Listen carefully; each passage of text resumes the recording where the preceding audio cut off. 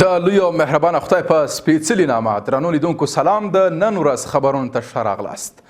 نن پنجشنبه د 1403 کال د چنګاښ 14مه نیټه ده چې د 2024 زیږدیز کال د جولای له 4 نیټې سره برابره ده. په پیل کې هم د مهمو خبرونو سرټکي له ازبکستان سره د حیرتان مزار شریف د ریل پټلۍ د ترمیم قرارداد تمدیدېدل، د دوه اړخیزو همکاریو پر پراختیا او د اورګاډي پټلۍ له لارې د منځنۍ اسیا له جنوبي اسیا سره پر نښلولو ټینګار شوی دی. د هیواد په 10 ولایتونو کې د نسبتاً سختو رشتونو وړاندوینه او د اسرائیلو د بریدونو له پیل څخه تر اوسه پورې د میلیونونو فلسطینیانو بېځایه کېدل. زه صادق فروتن یم. دا هم بشپړ خبرونه. د ټولګټو وزارت وایي چې د دغه وزارت د اوسپنیزې کرښې معاینات او ازبکستان د ریل پټلۍ ادارې ترمنځ د حیرتان مزار شریف اوسپنې پټلۍ د ترمیماتي چارو تړون د 6 میاشتو لپاره وغځول سو.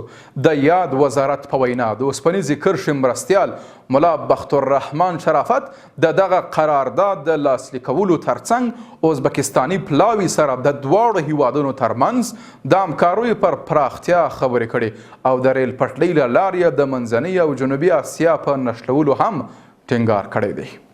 د کډوالو او بیرته راستنېدونکو چارو وزارت وایي چې تېره ورځ د چنګاښ میاشتې پر 14مه نیټه له ایران او پاکستان څخه 1890 افغان کډوال په جبري توګه او خپله خوښه هیواد ته راستنه سوي.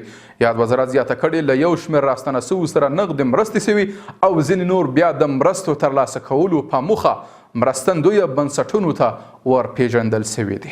او په یو بل خبر کې د ترانسپورت او هوایي چلن وزارت د هوا پیژندنې ریاست وایي سبا او بل سبا د چنګاښ 15مه او 14مه نیټه د هیواد په 10 ولایتونو کې د نسبتاً شدیدو بارانونو او سیلابونو خبرداری ورکړی.